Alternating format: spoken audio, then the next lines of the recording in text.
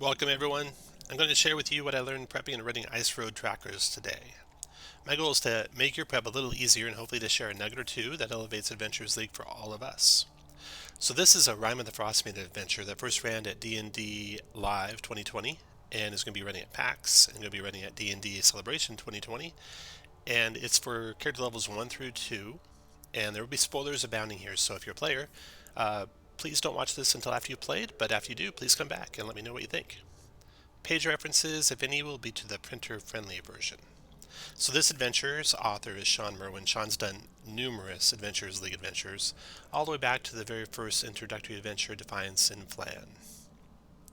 This adventure has the 4 mini-mission format, which I do like better, and has been used now for a couple seasons. Alright, so when I run adventures like this, I like to get character information ahead of time, if I'm doing a home game, and share naturally any kind of information the characters might know so that the player can share that information in-game organically as their character. So in this adventure, some examples are if they had knowledge of arcana or nature, they might know about the terrible curse that's befallen the lands north of the spine of the world, the sun refusing to shine, survival, which is never easy, being made even more difficult due to the curse. If they had nature, they might know about strange weather-related phenomenon shutting down travel through the spine of the world. If they have history, they might know about the Reghead Glacier and the human tribes that live thereon and how they come to trade and to hunt and to forage amongst the people of Icewind Dale and how they respect strength over pretty words. They might know which of them are neutral toward outsiders and which are unfriendly toward outsiders. Characters with Arcana can know about Chardolin, the naturally occurring black stone that's rumored to absorb and release magical energy. And characters with history, religion, about the Orc holy symbols that are in part 4. Alright, so this adventure has an introductory section, which is an avalanche. And before I go into that, let's look at this map here. So this map, I'm sure there'll be a better one that comes out with a hardcover, in which case I'll probably replace this map with that one. But for now, this one's very good. It came with an adventure that happened between version 4 and version 5 of the rules, and I'm pretty sure it's on DM's Guild and on Mike Schlee's website, but it's a fantastic overview of the Icewind Dale area. And the first adventure in Icewind Dale happens in this location right here. So the adventure starts with the avalanche. When I start the adventure, I just have everyone seated and then just launch right into the avalanche. You hear a crack high in the mountain. You see snow and rocks start to crash down the mountainsides. You wonder if this is how everything ends for you. What brought you here, navigating this dangerous mountain pass, heading north into the frozen lands of Icewind Dale? And there I pause for character introductions, and then resume with the rest. And the very last part about that, you quickly reach the fissure, which is large enough for you to enter to, just to give the characters something they'd see in their characters, is that they know they could fit into that fissure, and that'll kind of give them impetus to leap right in. Now, if you're playing this in a convention setting, you might be playing the parts separately from each other, and you might have to recap the avalanche for the second, third, and fourth parts. And when I do that, I just summarize it as this. You wake from another nightmare of the avalanche that nearly killed you on your journey into Icewind Dale, and then into Mother Tusk and the introduction for that section. Season 10, I don't know if they'll have the same benefits as Season 9 did with regard to be able to start with a potion of healing and inspiration, but if they do, I'd work that in as the prayer over the party by Mother Tusk gives everyone inspiration. Mother Tusk gives everyone a clam with an oyster in it, and she warns them it'll only last a day or two, but it'll provide them healing in an emergency if they need it. So that'd be their inspiration and their potion of healing. Alright, so the first adventure, Unsure Footing. The maps that I have here, I got from the 2020 Discord group for D&D Live 2020. And if the author happens to watch this and has that in a place he can share it, please link it in the comments below. I didn't want to share your work, so even if you don't have the color maps, the maps in the adventure will be perfectly functional. There's a map of the ice slides, this one here, and then the other adventures have maps as well.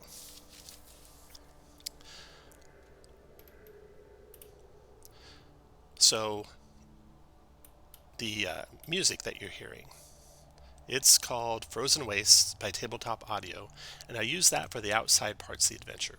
So here's what that sounds like.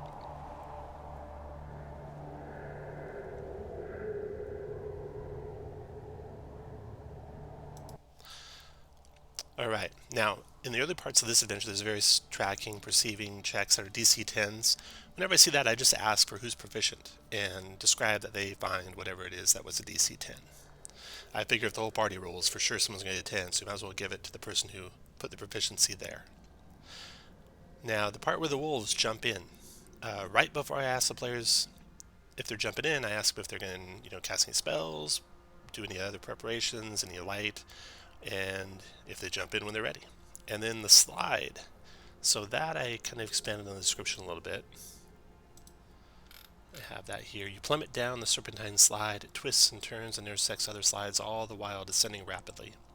Finally, it spits you out into a large ice cavern covered in a foot of frigid water.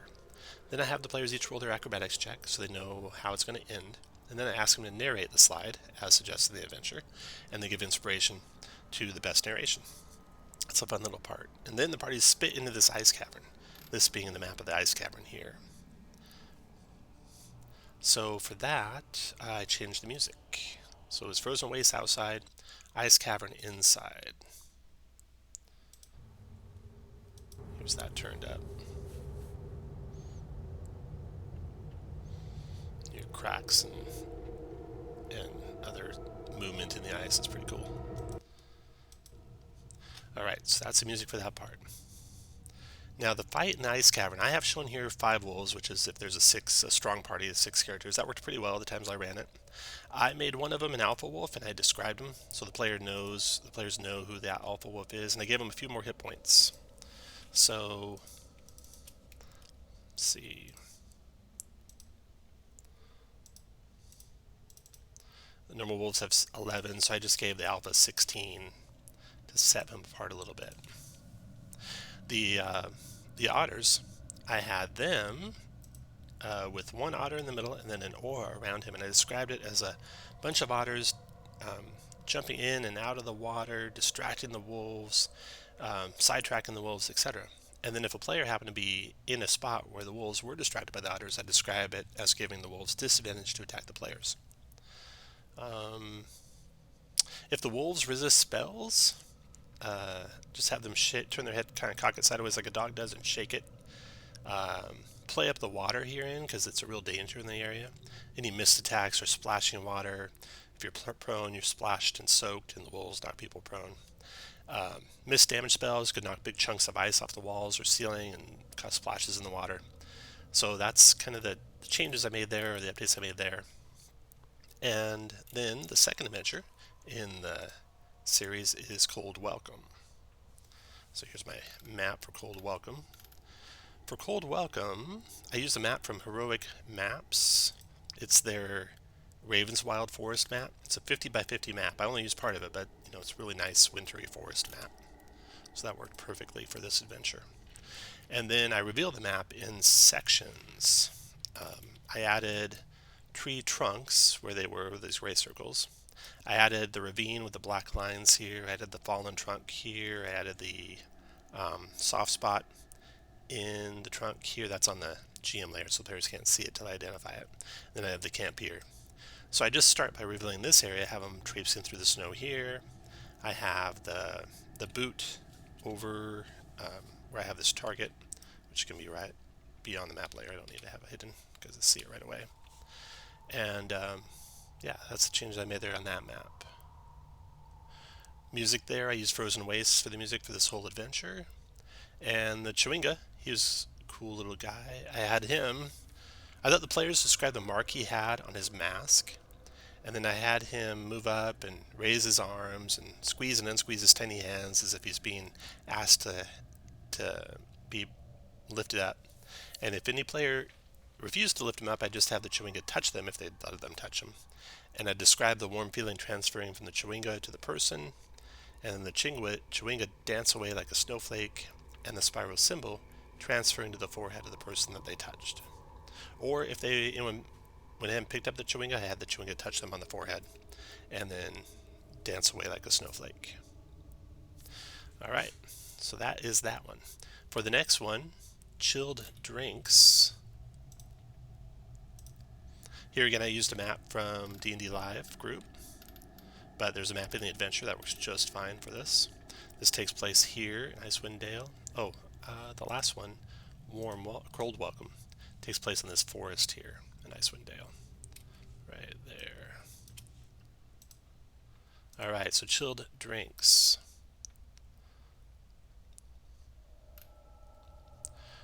For the map, again, I used one big map and just revealed one section at a time. So the players start here, then I'd reveal this area where the hyenas and the wolf and the fox were. And then I'd reveal this area when they got closer where the tent is and all the knolls. I added the campfires for the knolls. Oh, Cold Welcome, I had to add the campfires too. Let me go back real quick for that. So Cold Welcome, I had all the tribesmen and add the campfire that they're having there. Chill drinks. Okay, added the curtain in front of the tent, so there'd be a reason why they can't see into it right away. Music again, I used Frozen Wastes the whole time. These Knoll Guards, by this time the party could be all second level characters, and they can get a jump on these Knoll Guards. So if the battle looks like if the outside battle looks like it'll finish before the 30-minute mark, I might add a third or even a fourth troll outside coming around the side of the tent to expand that fight a little bit. You want to have about 30 minutes left though when they get into the tent, so don't go too heavy on the fight outside. Alright. And then the fourth part of the adventure, Warm Bodies. Again, I got this from the D&D Live, this map, but the one in the adventure again works great. This is my favorite part. There's lots going on in the final battle, and it's important to kind of be ahead of the descriptions in the final battle to give the party just a fair fight there, so they are well aware of everything the character would be well aware of. So it's important to have tokens for these pieces of slate that happen in the adventure. These are symbols of various orc gods. So this came also from D&D Live 2020, but you could use any symbol there that you want. There's 3 outside and there's 3 in the room. It'll be important to know where they are all during the adventure. Then there's orc phrases by each of the niches that these pieces of slate tile into. So for that, I put the words in the GM layer, and as soon as they were deciphered, I'd move them to the map layer. And it's going to be important to know what script everyone can read, because I had a lot of time where the players would like split up and try and yell out what they read to a player who could speak Orcish or who had the phrase book. And so Orcish is in Dwarvish script. So again, anyone can read Dwarvish, Giant, Gnomish, Goblin, Primordial, all use Dwarven script and could call out the letters they see to the person who's got the phrase book or who knows Orcish, and then they could yell back what they see. The music here, I used Frozen Wastes outside, and then once I got inside, the Ice Cavern, which I'm on right now, and the cave battle. So important to describe that there's more orcs behind the niches ready to break out. That warm air is billowing out of each of the niches covered by that the tiles should cover. That when as this warm air is billowing out, the cave's awful warm and the ice is cracking and dripping. When each plaque is placed, note that the room gets a little, or the billowing stops there and it's not getting hot as fast. Remind them at the start of each round that the cave is growing warmer. It's real important they know that they need to stop the billowing heat. And then when the billowing heat stops, describe how the cave instantly the cold starts seeping back into it. Alright, so that is Warm Bodies, my favorite part of the adventure by far. And then, so in conclusion, you might have some new players, and especially new to playing online, which I'm frankly pretty new to playing online with pickup games too. But there's a couple tools. So transferring player characters they might want to know about, and that's just built into Roll20. See if I have the link. That's not working for some reason. Transfer PC. Don't know why that didn't work. I'll have to fix that.